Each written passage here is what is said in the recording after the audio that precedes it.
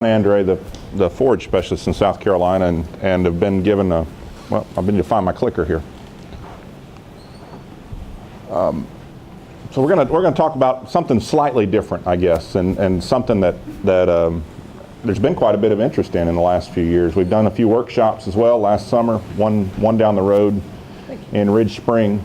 But before I get into that topic, I want to do a little promotion before we get going, and that's there's a few of you in the room. I promise I'm not going to talk about tall fescue more than the next minute. But if you've got tall fescue and you're in the upper part of the state and you're interested in novel, getting rid of Kentucky 31 tall fescue or just planting some novel non-toxic tall fescue, we're having a day-long workshop on March 13th in Pendleton. I know some of you have already signed up. Reed, Wallace, and some others have called about it. So. But it's going to be a really good workshop. We'll have all the seed companies are behind this: DLF, Barronbrook, Pennington. We've got all the novel endophytes that are on the market and some that aren't on the market yet planted for you to look at. We'll look at the endophyte under the seed. It's a good day-long workshop with speakers from Missouri, Oklahoma, Georgia, me, and North Carolina State. Matt Poore will be there as well. So there's an agenda on the table if you're interested and not signed up, but we would love to have you there. It really is going to be a solid workshop. But enough about tall fescue. For those of you in the Bermuda Belt, we're going to talk, and the fescue belt for that matter, this is a statewide talk. We're going to talk a little bit about establishing and managing alfalfa in the South in general. A fairly broad topic, but one again that's received quite a bit of interest here in the past. I'm going to set my phone on the table just so I can click the time. I'm going to try to keep this to a fairly. I can get carried away.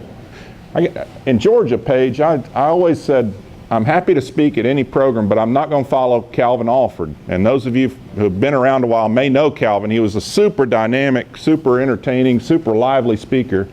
I'm going to start saying, I'll be happy to speak, but I'm not going to follow Paige. She's kind of a hard act to follow. So anyway, let's talk about alfalfa. This is not a new crop in South Carolina or the U.S. in general. And this is a quote I got. Charlie Brummer, who's an alfalfa breeder, used to be Charlie's been in several locations, but now he's out at the University of California, Davis. He sent me some old alfalfa quotes, and this is a great one. This is actually from Ralph Izard in Charleston, South Carolina. He was a U.S. Senator at the time. He sent a letter to Thomas Jefferson in 1784 from Charleston. I have sown 10 acres of lucerne, which is alfalfa, in drills at the distance of 40 inches, 40-inch rows. This was done about the 10th of March, and it has come up very well. Not a new crop, guys. It's been around a long time. Now, there are problems with this crop. There's a reason it didn't catch on. We'll talk about those in a bit. But alfalfa's been tried and used here for quite a long time. It didn't really catch on until the development of alpha grays at the University of Georgia in the mid to late 80s by Joe Boughton, another alfalfa breeder. This is a slide from that trial that I got from Carl Hovland years ago. So cattle grazing alfalfa. We're in the humid South. It's difficult to cure alfalfa and get it up dry, but not only dry, but get it up green and dry. So we've got some challenges there. They're not impossible to overcome, but a lot of interest was put in grazing this alfalfa to put gains on stocker cattle, a perennial crop with very high quality. So that's sort of got a good disease-resistant variety with some good persistence qualities in it, and that sort of was that was a game changer in my mind for alfalfa in the South. So that got us to talking about planting alfalfa, and there's been some projects actually right after that or during the time of that release of putting alfalfa into Bermudagrass sod as a mixture, which also stimulated a lot of discussion. We'll talk about that data in a minute. So why plant it? It's very high quality. I'll show you a slide here in a minute. We all know alfalfa is high quality. There's a reason that goes to dairies. It does increase forage production, maybe not versus Bermudagrass alone, but it changes the forage distribution. So we talked about overseeding with winter annuals. This is a cool season forage. It greens up very early in the spring. It's about to start going any day now, and it'll go on into October, November with the right fall dormancy. Very drought tolerant and summer productive. Deep tap root, so it's one of those legumes that'll produce in the summer. Potentially high value hay. Potentially is an intentional word there. You have to get it cured right. You have to get it put up with leaves on it at the right maturity, and you have to have a market for it. And it has to be in the right package a lot of times as well. This can actually decrease the cost of hay production versus Bermudagrass alone. Not always, but it can decrease the cost of hay production, where we're producing, in particular, the cost per unit of protein can be decreased greatly for this. And of course, the thing that I have this last, again for a reason, but this is the thing everyone focuses on, is it providing nitrogen for the companion grass. It's an important trait, but less of one, I think, with alfalfa. Few cons: it's not Bermudagrass. It's not something you're going to leave in your will to your kids like a standard Bermudagrass will last 40 or 50 years with good fertilization, good management. This will have to be planted and replanted every 4, 5, 6 years. It does have fairly strict pH and fertility requirements, which causes a lot of failures by not following these. It's not real persistent, again, getting back to number one, and it's a risk economically. It takes some input, it takes some management, and it's, again, not Bermudagrass. It has to be managed very closely for hay production. We'll go through some of these, particularly the pros, in the next few slides and talk about it. Again, this is intended to be a fairly general presentation, just to give you an introduction. We've had some good field days in the area, and we'll continue to promote this practice. I think it really has a place. Again, just to sort of prove that it will grow here, this is a photo I've shown many times over the past years.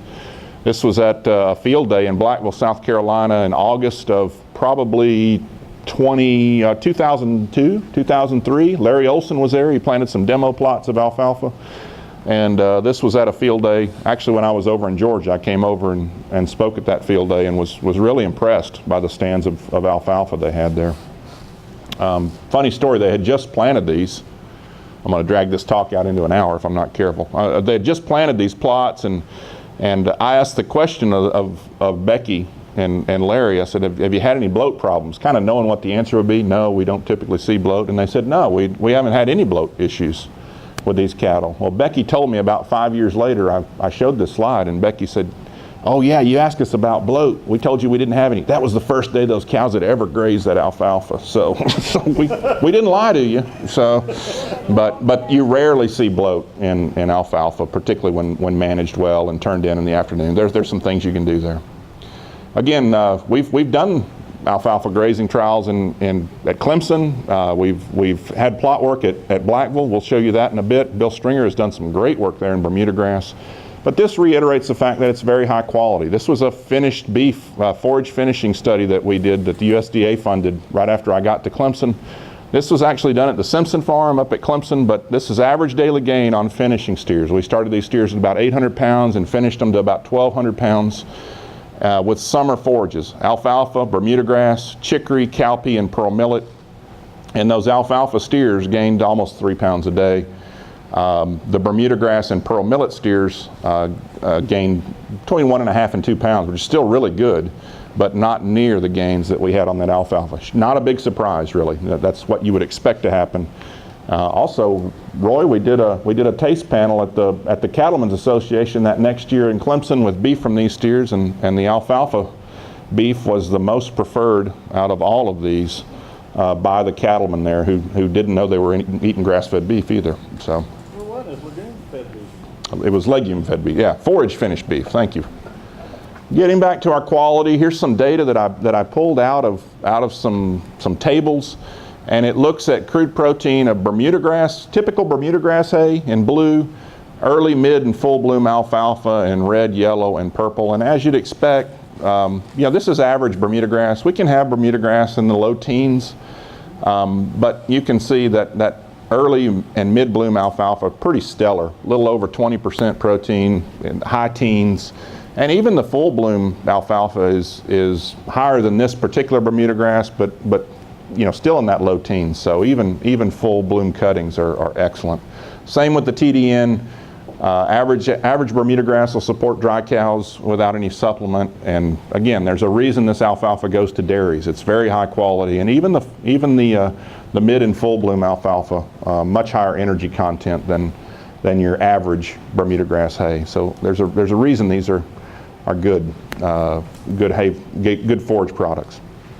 A table I pulled out of Southern Forages and put in orange here is the pounds of nitrogen fixed per acre by legumes. These are pure stanza legumes, and it should come as no surprise that deep taproot with good nodulation and high forage production fixes a lot of nitrogen, 200 to 300 pounds an acre for alfalfa versus the other clovers. Anybody know how much nitrogen you put on your Bermuda grass? How many pounds of nitrogen do you put in how many applications? 60, 75. Some people put out 100 pounds of nitrogen.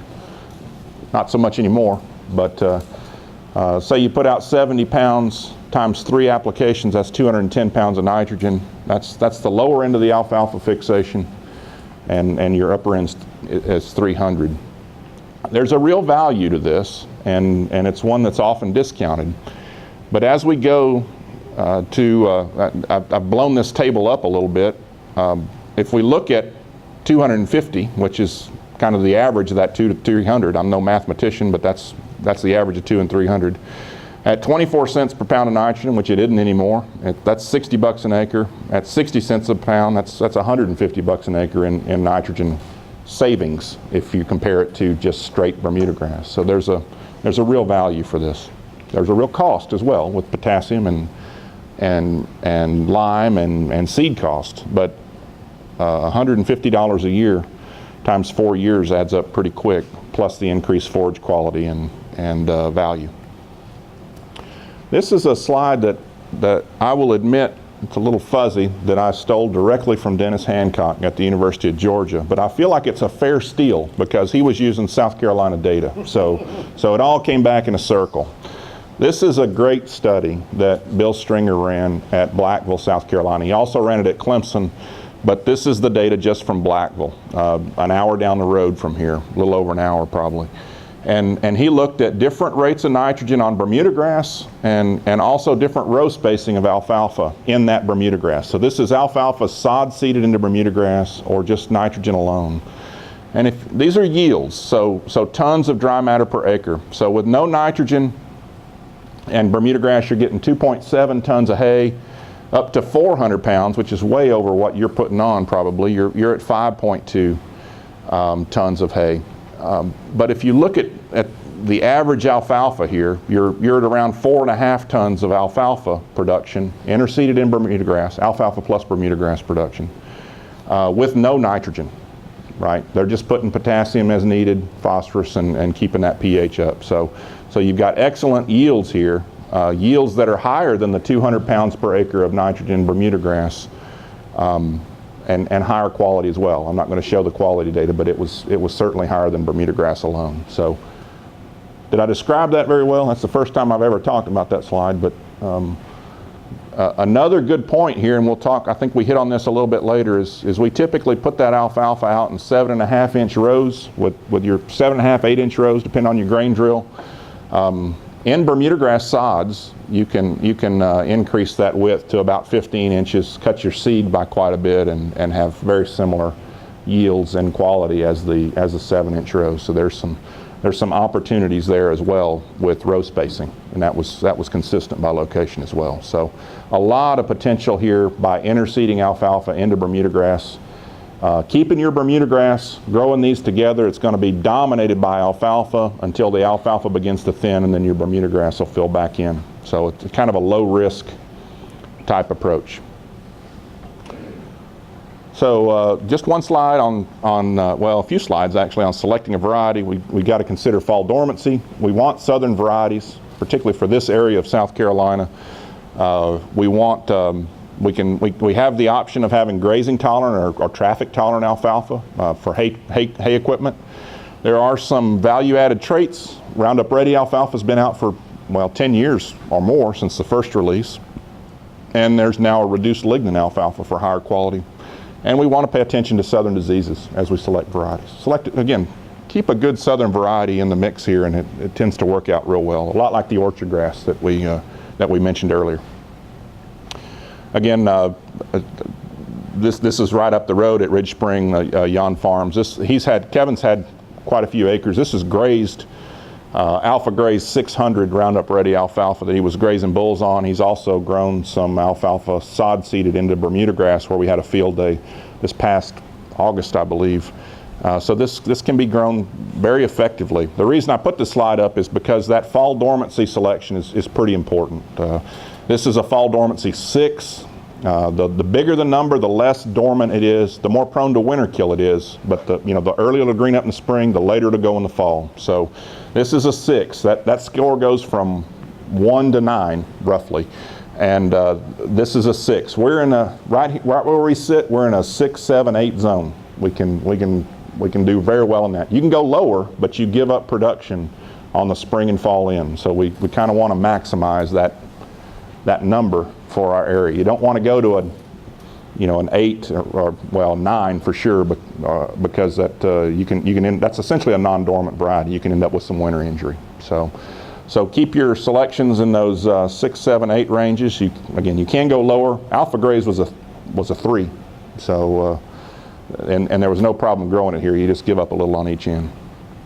Again, another Alpha Graze 600 RR that's up on campus. That's out of that forage finishing study that I showed you earlier. And again, good fall dormant variety. This is a grazing tolerant variety, so that we had good persistence with grazing. Grazing tolerant and traffic tolerant are typically linked as well. Yes? Seeding weight, 16 pound or so? Seeding, yeah, I've got that a little later, but yeah, I'll touch on that just a bit later. You're in the ballpark there. A little on the convenience and value-added trait. Again, keeping this brief just due to time constraints. This could be a multi-day seminar, really. This is a photo from that field that I just showed you with Kevin Yon. This is Roundup Ready in the middle of summer, probably the worst conditions, and an old stand. But that was a Roundup Ready stand. It was fairly new at the time, but it's widely available. There is a technology fee, roughly $150 a bag, and it's got some value. You can kind of keep common Bermuda grass out of the field and encroaching from the ends. You can knock back horse nettle, things that you can't touch with other herbicides, and you're not going to kill it, but you can knock it back. So there are some good traits with Roundup Ready alfalfa, particularly during the establishment year, but it's not totally necessary. We've got Bulldog 805 and other good conventional varieties that can also be interseeded into Bermudagrass and others. Yep, Wallace. Oh, that's thick enough. Depends on the age of the stand, but yeah, that's thick enough, absolutely. So. It really doesn't thicken up much, does it? No, it's not. Again, it's not like Bermuda. It's there's crowns, and there's a score guide. I'd have to dig out. There's some great photos that go back to Warren Thompson at University of Kentucky, where you look at a square feet, or basically between your boots, and it's a kind of a numerical score of 1 to 5, I believe, that shows you what's acceptable. It's sparser than you think. There's a lot of tillering and filling in those stands from a single crown. So that's not a bad stand. It's not a bad stand. Depends on the year. Say 10 to 20 plants per square foot. I'd have to look back at the table. It starts high and decreases as you go. But there's more plants in there than you think. So it covers my boots. And again, I think that was in August. So when I took that photo. Again, another old quote that I pulled out of that same list that Charlie sent me.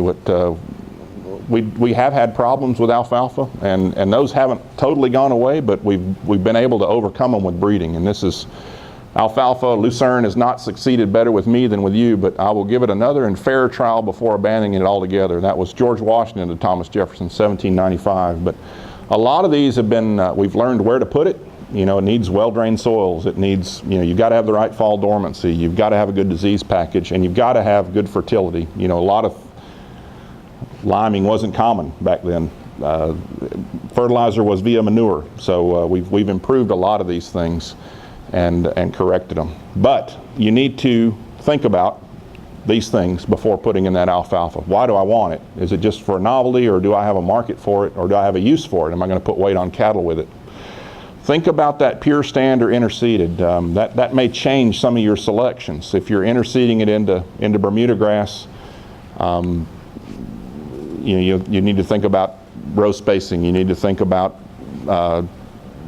whether you want Roundup Ready or not. There are some differences in those scenarios. Soil fertilities and soil drainage is critical. It needs to be a well-drained soil. It doesn't like wet feet. You're doomed to failure. And it also needs excellent pH and good P and K. And you need to be willing to maintain P and K as you grow this crop. Replace particularly K. P is less of a problem in particularly poultry areas. Another one is think about whether you're out to reduce your input costs with those nitrogen credits or increase your revenue with increased animal performance, stocker steers, finishing steers, or hay sales. Small square bales of locally grown alfalfa in the local market in Anderson County are going for $10 a square bale right now. So it's not a bad market if you can capture it. When you compare it to that same Bermudagrass bale that would come off the field otherwise. Yeah, the typical Bermudagrass bale you might get $5 or $6 for. So, so with probably similar production costs. Well, yeah, because you showed that even if you were anything other than the 400 pounds of nitrogen addition, you were getting the same amount of tonnage off the field. So if you assume the same number of bales, you have almost double the money coming into your pocket, and you didn't buy nitrogen. And you didn't buy nitrogen. Now you bought lime. You're going to have to buy P and K anyway. So I think Dennis has some slides that show that, particularly like for T85, it actually wants the same pH and the same P and K. Yeah. As what the alfalfa. It's the pH the ideal pHs aren't that different, but Bermudagrass is more tolerant of poor conditions. Yeah, good point. Good point. Just a slide to remind. Well, getting right at this. Our soils want to be acidic. Everyone in the room knows that. So